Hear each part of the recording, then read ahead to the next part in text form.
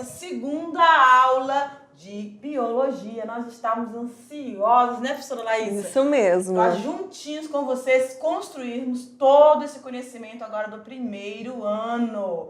Sejam todos sintam-se muito à vontade, tá bom? Para aquelas perguntas que vocês ficarem aí em alguma dúvida, em algum ponto, fala para o professor presencial, professores presenciais. Beijo grande para todos vocês. Mande feedback dos alunos, tá bom? Que a gente vai ficar, assim, muito feliz em receber, né, professora Laís? É isso mesmo. E já que agradecendo de antemão aqui aos professores presenciais também e a vocês, alunos, que eu estava ansiosa, juntamente com a professora Tabita e o professor Jefferson, em entrar aqui no estúdio e começar, né, a biologia, a esse novo mundo. E já de antemão, já vou falar aqui que a aula 2.1... ela vai falar das características gerais dos seres vivos. Características, professora, quer dizer que a gente vai fazer uma performance do que a gente precisa destacar quando a gente fala de vida, né? Isso mesmo. O que será? A gente vai resgatar, pessoal, aqueles conhecimentos que vocês já adquiriram no ensino fundamental, desde o 6º ano ao 9º ano. Então, vocês vão ver aí essas características que muitos de vocês já conhecem e hoje vão estar relembrando conosco. Fiquem familiarizados com o tchan-tchan-tchan da biologia. Uma hora vocês vão ver o professor Jefferson, uma hora vocês vão ver nós duas, outra hora vocês vão ver uma ou outra, e assim a gente vai seguindo, né, professora? Isso mesmo. Então vamos lá, vamos começar. O diretor corta para a telinha agora. É isso aí, aula 2.1. Professores Jefferson, eu, Laísa e a professora Tabita, onde a gente vai falar aqui das características gerais dos seres vivos.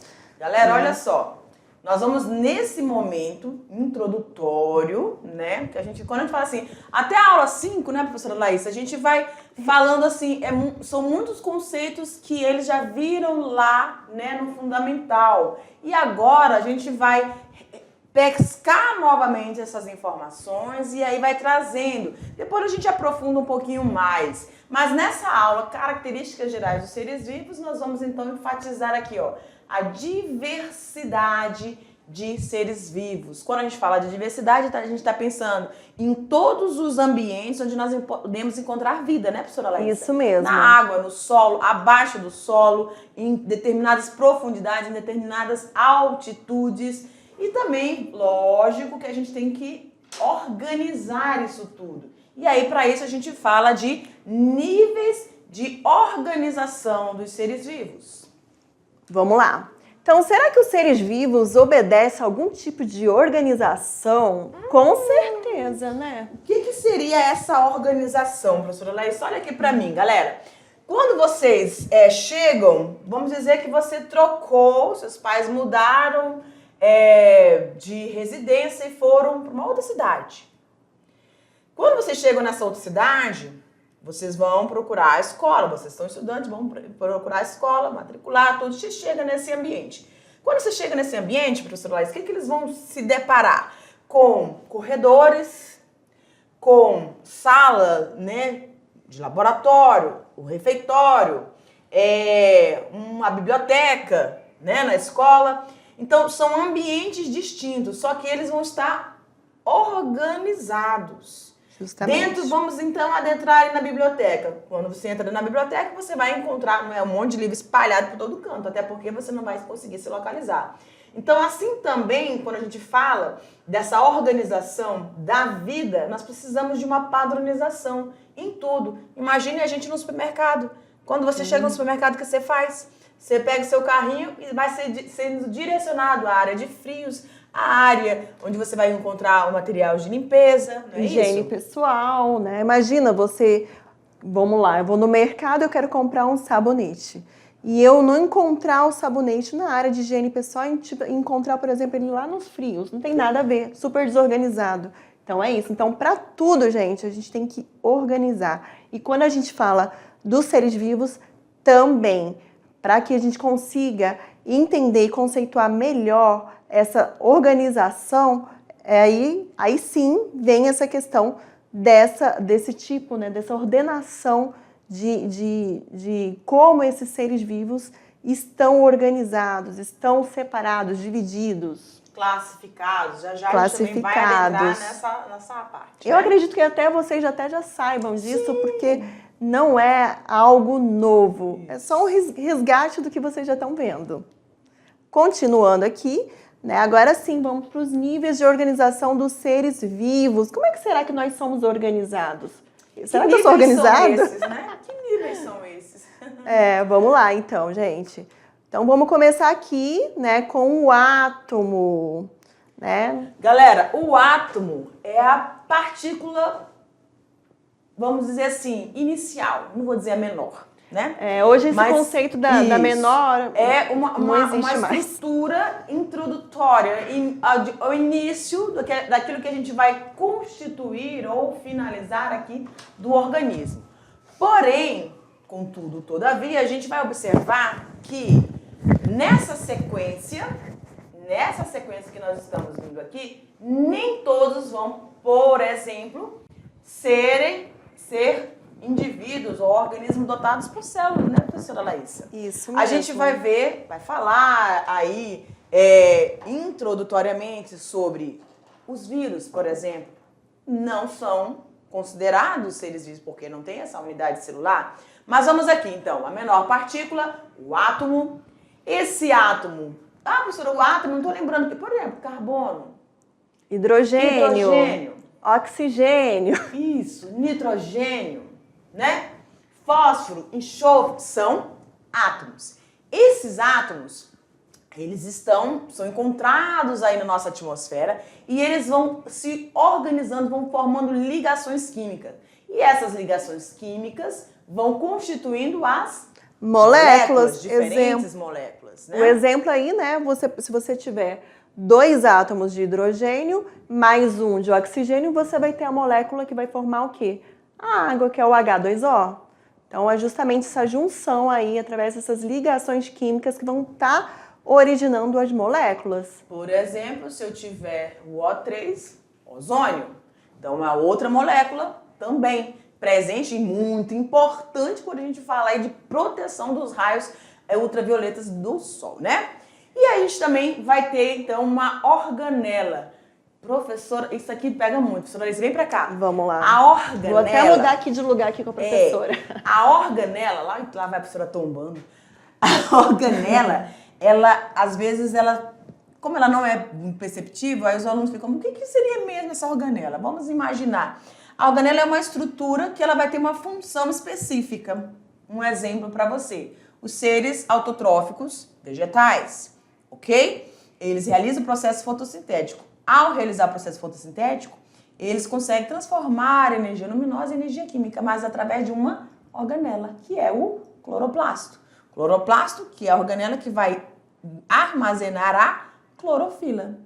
Então, essas organelas diferentes... Deixa eu vir pra cá, prof. Vamos mudar aqui. Essas diferentes organelas aqui, ó, elas vão então determinar ou estar presente em uma unidade celular. A célula, que pode ser uma célula eucarionte, vegetal ou animal. No caso da célula, da estrutura que eu falei aqui, da organela que eu falei aqui, cloroplasto vai estar presente na célula eucariótica, a célula eucariótica vegetal. Quando a gente fala de célula eucariótica animal, a gente vai ter, né, as mitocôndrias, o complexo de Golgi, centríolos. Então, todas essas estruturas que vão estar constituindo aqui a unidade celular. Tudo bem? Célula procariótica também, né? A gente lembra lá dos primeiros organismos, tá bom? Células mais simples, tá? E aí, depois a gente tem na sequência o quê? Os tecidos, professora Laís. Justamente. Então, assim, essa junção de células especializadas em uma determinada função vão formar os tecidos. Por exemplo, nós temos nossas células que a gente chama de células epiteliais, que formam o quê? O nosso epitélio, a nossa pele, né? Que está relacionada, né, ao quê? Ao revestimento do nosso corpo. Já que eu estou falando da pele, eu já vou dar uma deixa aqui, tá? A pele, né, a pele, essa junção de vários tipos de célula, vai formar esse tecido de revestimento do nosso corpo. E a junção desses tecidos de revestimento do nosso corpo é a nossa pele. né? E a pele ela é considerada, inclusive, como o maior órgão do corpo humano. Correto. É só uma deixa aí, né? Você não pode esquecer que quando a gente fala de tecidos, está presente no... A gente está falando de que nível de organização dos seres vivos. Vegetais também têm tecidos de sustentação, tecidos de proteção, tecidos de revestimento. E a gente vai ver isso mais lá pra frente. Tudo bem? Ok, das células, vários tipos de células com diferentes tamanhos, com diferentes formatos, vão constituir de diferentes tecidos. E esses tecidos vão determinar órgãos. Opa. Pulmão, fígado, rins, Coração. esôfago. E cada um deles organizados com funções distintas, sim, mas um orquestramento é legal, né? Olha, ficou bonito. Para a determinação de um sistema. Por exemplo, quando eu falo de sistema respiratório, eu vou falar de estômago? Não. Vou falar de esôfago? Vamos falar de rins? Então, cada órgão vai estar presente em um determinado sistema. Professora, mas assim, eles estão dentro do sistema respiratório, dentro do sistema urinário, dentro do sistema reprodutor, ok, mas todos fazem parte de um organismo. Então, todos eles são importantes, não é, professora? Com certeza. Todos são importantes. E eles estão interligados, a gente pode dizer assim, né? São sistemas que se interligam para originar o organismo. Nós, né, a gente pode dar o nosso exemplo aqui, né? Nós seres humanos aqui. Dos mais simples aos mais complexos. Isso mesmo. Prosseguindo agora, vamos para o próximo slide aí. Né, hoje a gente... Olha aqui, olha aí. Já falamos aqui tudo.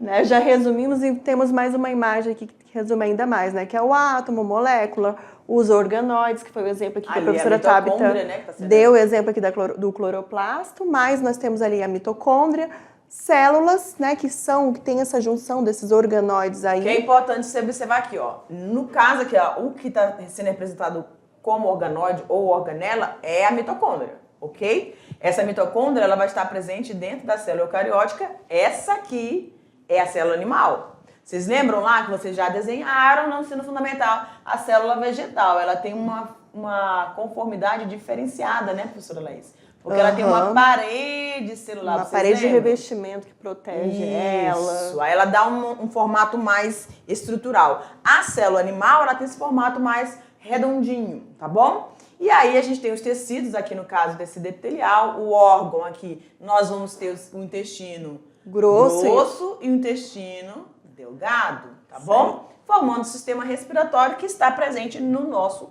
corpo. Isso mesmo. Prosseguindo aqui, pessoal, né, vamos falar do átomo, embora a gente já tenha falado aqui, né, que é uma parte muito pequena da matéria, né? E ele vai ser dividido em prótons, nêutrons e elétrons. Quão importantes são todos esses elementos. Olha aí, mais uma que vez, vão estar né, presentes nos átomos, gente. a importância aí da química, da física, para vocês entenderem. Cargas elétricas, né?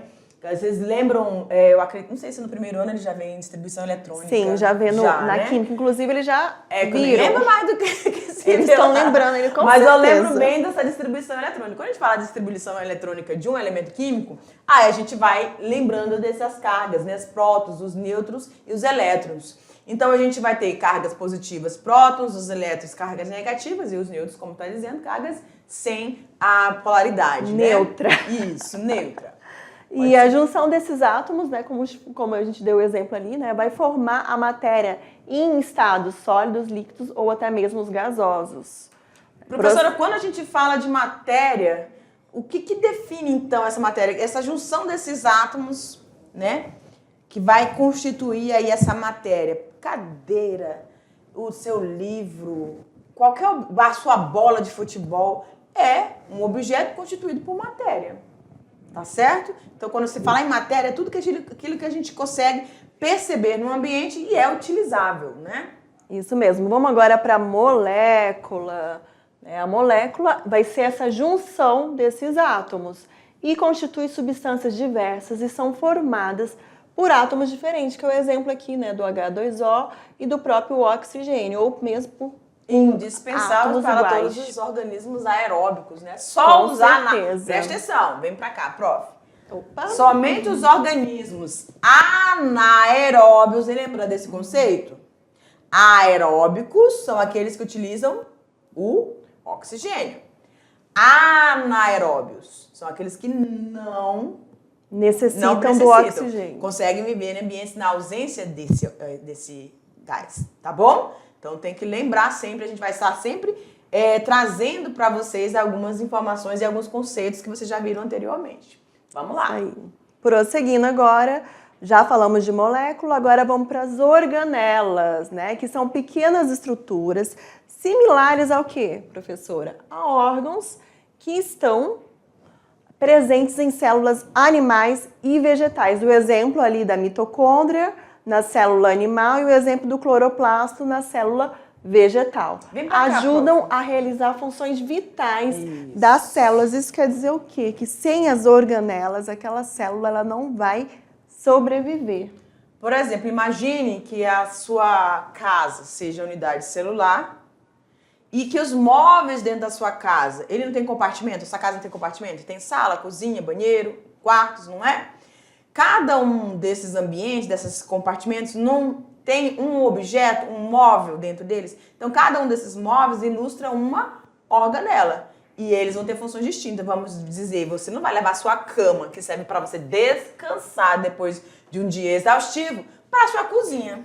Não faz sentido, né, pessoal? Então, ela tem uma função e tem um local. É a mesma coisa que vai acontecer quando a gente fala em organelas. Tem uma função e tem um posicionamento da célula, tá bom? Pode continuar. Prosseguindo aí, já falamos de organela, agora a gente vai para a célula, né? Que as células, elas têm essa definição, né? São unidades funcionais que constituem órgãos animais e vegetais. E elas têm algumas funções, né? Realizam respiração e reprodução, além de guardar as informações genéticas dos seres.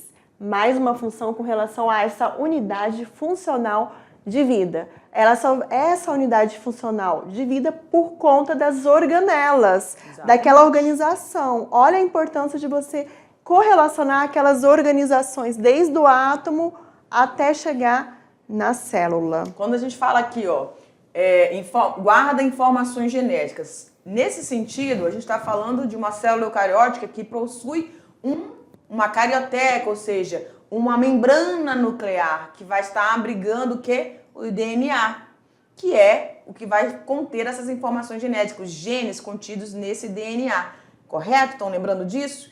Então, essa célula, com essa unidade nuclear, contendo esse material genético, vai ter um papel importantíssimo na transmissão de características e também, por exemplo, no processo de reprodução, porque a gente lembra a vocês que para se reproduzir, um organismo vai gerar um outro organismo e isso vai se passar por um processo de divisão celular, que pode ser, tá lembrado aí? Mitose. E a outra qual é? Muito bem. Quem lembrou da meiose? Palmas Isso pra ele, aí. né, professora? Meiose. Então, mitose e meiose são os processos de divisão celulares que vão estar presentes aqui no processo de reprodução e na transmissão dessas informações, tá bom? Só um adendo aqui, gente. Essa imagem aqui representa a nossa célula sanguínea, a hemácia, Também que chamada de tem eritrócitos, né? Eritrócitos. Exames, quem já fez exame de sangue vai ver que em muitos exames, né, ele não vem com essa palavra célula vermelha, mas vem como eritrócito. Então, ela tem essa forma aí que lembra que é uma forma arredondada, né? E ela é meio achatada. Então, vocês percebam aí através da imagem, né, essa forma aqui dela achatada. Olha aqui, gente. A professora colocou aqui o dedo, mas vocês conseguem visualizar melhor que eu aqui. Perfeito. Vamos lá, vamos prosseguir agora para a próxima lâmina, onde a gente vai estar falando do tecido, né, que é justamente, né, uma parte visível dos órgãos formados por um agrupamento de células que podem ser ou vegetais ou animais. Os tecidos, que é essa junção de células especializadas em uma função, né, eles são responsáveis, por exemplo, por guardarem as células, vasos sanguíneos, realizarem excreções, como, por exemplo, o suor. Então, é mais um ponto aí com relação aos tecidos. É isso aí. Prosseguindo, agora vamos falar dos órgãos, que nada mais é do que um conjunto de tecidos, e os órgãos, eles realizam vários tipos de funções. Por exemplo, aí, gente, o coração, ele bombeia o sangue para todo o corpo. O estômago, ele ajuda na alimentação, no processo digestório. E o intestino delgado também, que faz parte do processo digestório, ele vai absorver as substâncias. É isso mesmo, né? E se você observar aqui a imagem, nós temos o quê? A célula, mais uma vez, né? Esse conjunto de célula originando o quê? O tecido, que pode ser, por exemplo, aqui o tecido de revestimento, que vai dar origem, né, ao órgão, que é o que a gente está explicando agora, para então formar o sistema. Nesse caso aqui, o sistema de órgãos, de vários órgãos. Como nós estamos aqui mostrando, já estamos falando aqui do sistema digestório. Nessa imagem aqui nós temos, né, o sistema digestório, onde a gente consegue observar o intestino delgado, o intestino grosso, parede do estômago, né? A gente consegue ver também fígado, embora, né, são glândulas anexas, são né? glândulas anexas, pâncreas. Então, são o quê? São componentes desses órgãos que vão formar o sistema. Auxiliar no funcionamento dele, né? Justamente, prosseguindo aqui, vamos agora falar do sistema. O sistema ele vai ser um conjunto de órgãos também interligados e, como a gente falou para vocês, cada sistema constituído por diferentes órgãos vão desempenhar uma função dentro do nosso organismo, tá? Então, nós falamos aí do sistema digestório, nós temos aí o sistema respiratório, nós temos o sistema endócrino, nós temos o sistema nervoso, o sistema muscular, o esquelético. Então, cada um deles vai ter essa funcionalidade e vai permitir com que a gente consiga realizar nossas atividades cotidianas, né? Justamente. E esse conjunto aqui de sistema vai estar formando o organismo, o indivíduo em si, né? Por isso vem aí a definição da espécie. Que é o conjunto de organismos semelhantes entre si, com características também semelhantes. E esses organismos, a definição que a gente tem dentro da biologia, que é a mais aceita, é que esses organismos são capazes de se reproduzir e possivelmente também gerar indivíduos. E esses indivíduos gerados a partir do processo reprodutivo também vão conseguir reproduzir outros. No caso, eles são indivíduos férteis. Isso aí. Prosseguindo aqui, né? Então, a gente tem quando espécies, nesse caso aí, quando espécies diferentes cruzam, vão nascer o que a gente chama de indivíduos estéreis. Quando a gente fala que o indivíduo ele é estéril, ele não tem capacidade de se reproduzir, de gerar descendentes. Então, um exemplo aqui bem clássico é o da mula, né, que vocês estão vendo aqui na imagem, que é o cruzamento de quê? De um jumento, um asinino, com uma égua equina. Então, aí você vai ter, né, ou um burro ou uma mula. Macho e fêmea, né? Macho São e chamados de fêmea. moares. Galera, por que isso acontece? A gente tem que lembrar de vocês que para gerar o indivíduo, a gente vai ter os gametas. Aí vamos lembrar aqui só rapidinho, professora Laísa. A espécie humana ela tem 46 cromossomos, não é isso? Cada espécie de ser vivo tem uma quantidade de cromossomos específicos. E quando a gente fala de reprodução, você vai ter os gametas. E os gametas, elas vão ter a metade. Então, no caso, o masculino tem 23, o feminino tem 23. E aí eles vão se unir e nesse processo você vai ter, então, um novo indivíduo com 46 cromossomos. Essa é a espécie humana que gerou um outro indivíduo da espécie humana. Quando você tem, nesse caso aqui, indivíduos diferentes, de espécies diferentes, vamos dizer que tem um com 78 cromossomos e um com 41. Não vai haver uma junção desses cromossomos, eles vão ter números diferentes. Por isso que esses indivíduos, eles são estéreis, tá bom? Pode prosseguir. Prosseguindo agora, né, já vimos a questão dos indivíduos, das espécies. Vamos falar agora da população, a definição, né? A população ela é formada por indivíduos da mesma espécie que vivem em uma mesma área, né? A população faz com que indivíduos iguais sejam capazes de se interagir, né? E o exemplo bem clássico a gente pode pensar aí nas formigas, né? Bem clássico aí, né? Todo mundo já viu elas interagindo entre elas ali, é uma população, né? Quando a gente encontra, por exemplo, né? Prosseguindo, né? Eles conseguem conviver e reproduzir, ter novos parceiros ou parceiras. São capazes de eleger líderes, olha aí, gente, humana, né? Vive na sociedade. Justamente. E procurar comida e proteger uns aos outros dos predadores. Então, essa aí é a definição. Nessa junção de populações, né? Isso aí é a importância dessa junção dos indivíduos, dessa população.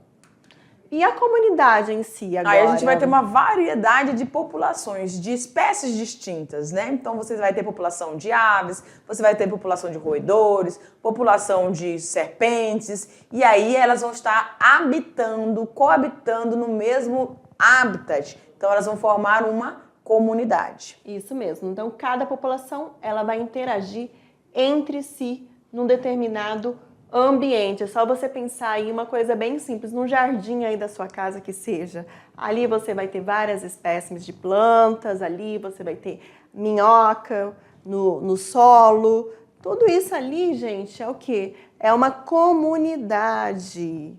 Então vai ter essa junção, essa interação, como vocês podem observar aí na imagem. Prosseguindo agora, vamos falar do ecossistema, definição. É um conjunto, então, das comunidades, então são vários organismos vivos, sejam eles terrestres, aquáticos, dentro de um ambiente. Esse ambiente, ele tem fatores que a gente chama de abióticos, porque o que são fatores abióticos? Aquilo que não tem vida. Então, a luminosidade, a temperatura, a corrente de vento... tudo isso vai fazer parte dos elementos não vivos que vão permitir essas interações entre essas diferentes populações dentro das comunidades, né? Que vão compor esse ecossistema. Isso aí, prosseguindo aqui, as comunidades, né, que fazem parte desse ecossistema também ajudam na manutenção, né, em diversas maneiras. Que maneiras são essas? Na questão da decomposição da matéria morta, a gente pode dar o exemplo aí dos fungos, e bactérias decompositoras, né, que vão estar em equilíbrio ali naquele ambiente, fazendo a ciclagem da matéria. E não só, né, fungos e bactérias, diversos outros organismos, no caso aqui, creio que seja aqui parece... Em etapas diferentes, né, aqui parece uma minhoquinha aí. Também, né, a produção dos humos, também que é bastante importante ali, né, para manter a nutrição, o fortalecimento ali daquele solo. Prosseguindo agora, né, falamos do ecossistema e agora vamos falar dos biomas, que é o conjunto de ecossistemas interligados. Então, quando a gente fala de bioma, a gente vai lembrar de fauna, flora, da parte de solo, parte dos relevos, é tudo junto, que vão compor uma vegetação, que vão compor uma fauna característica para cada região, né, do nosso país. Aí aqui a gente tem a Amazônia, nós temos a Caatinga. Então, quando a gente fala Amazônia e quando a gente fala lá nos Pampas, a gente vai lembrar de animais, vegetação totalmente distintos, um clima totalmente distinto, que vai permitir o desenvolvimento dessa fauna e flora. O Pantanal, o nosso Cerrado, a Mata Atlântica. Quando eu falo nosso, porque a gente também tem aqui, na região aqui de Costa Mar, também essa transição aí, Amazônia-Cerrado, né? Isso mesmo. Prosseguindo aqui, vamos falar da biosfera, né, que é a reunião de todos os ecossistemas do planeta, ou seja, um conjunto de todas as regiões da Terra habitadas por seres vivos. Olha aí essa imagem aí que reúne todos esses ecossistemas. Até então, todo esse conjunto aí. Até então, a gente tinha visto os biomas, né, no mapa, através do mapa do Brasil. Agora vamos pensar na visão geral, mundial do planeta, né, que compõe toda essa diversidade de ecossistema. Então, no solo, na parte sólida, litosfera, tem vida. Na parte da hidrosfera, a parte líquida, eita, quase não sai. Nós temos vida. Nós temos animais que estão adaptados aí a locomoção através do voo. Então, todas essas regiões nós vamos ter presença de organismos vivos e isso tudo compõe a biosfera. Prosseguindo aqui, com certeza, o homem não conhece todos os seres vivos que habitam a Terra. Com certeza. Pois eles constituem uma variedade muito grande, né? Já dando a deixa na aula 3, a gente já vai falar dessa diversidade aí. E essa grande variedade de seres vivos existentes no nosso planeta chamamos de biodiversidade. Prosseguindo aqui, classificação dos seres vivos, né? Que é muito difícil estudar isoladamente todos os seres vivos conhecidos na Terra. Essa classificação, gente, ela é imprescindível para a gente poder se familiarizar com essa diversidade e facilitar o nosso estudo e identificação. Isso mesmo, na tentativa de entender melhor a evolução dos grupos de seres vivos e suas relações de parentesco, cientistas fazem a sua classificação, que seria o quê? Agrupar, formar grupos, obedecendo a determinados critérios. Aquilo que a gente falou no início da aula, né? Naquele critério através de organização. Então, no caso das espécies mais aparentadas entre si do que em quaisquer outras, forma um gênero. Então, as espécies mais próximas, filogeneticamente falando, elas acabam formando um gênero. É o caso aqui do cachorro e do lobo, por exemplo, que estão dentro do gênero Canis. O cachorro é o Canis familiaris e o lobo, Canis lupus. Então, cães e lobos são parentes próximos e também muito semelhantes. Assim, todos esses animais foram classificados no gênero Canis. Com as noções de gênero e espécie, o cientista sueco Carl von Linné classificou todos os seres vivos até então desconhecidos, né? Para isso empregou, aliás, conhecidos mesmo. Para isso ele empregou duas palavras para dar o nome a eles, que vai representar o seu nome científico. É como a criança quando nasce, ela precisa receber um nome, né? Ser registrado, pode passar. Então, a regra dessa nomenclatura. Então, são as duas palavras desse nome científico, elas são escritas no idioma latim. O latim, gente, ele é uma língua morta. E por que é o latim? Que é justamente uma língua que não tem como ela ter uma mudança. Então, fica mais fácil para qualquer cientista lugar do planeta, do mundo, você tem o latim, esses nomes escritos em latim, então eles não vão sofrer alteração. Então, essa língua foi usada pelos antigos romanos e foi escolhida por ser um idioma morto. Ou seja, ninguém mais utiliza no dia a dia. Então, ele padronizou em latim.